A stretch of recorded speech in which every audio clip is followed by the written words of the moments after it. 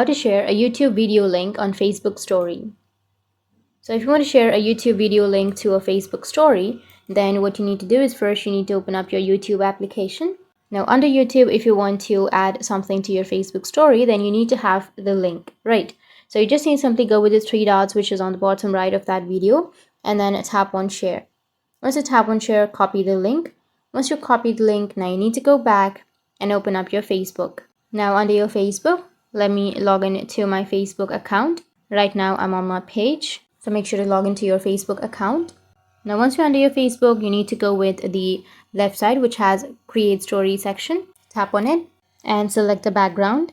Once you've selected, you just need to simply go with text, or here you can go with the drop down, go with see more, and you will have link option. Tap on link and then enter the link right here that you've copied, and tap on add, which is on the top right.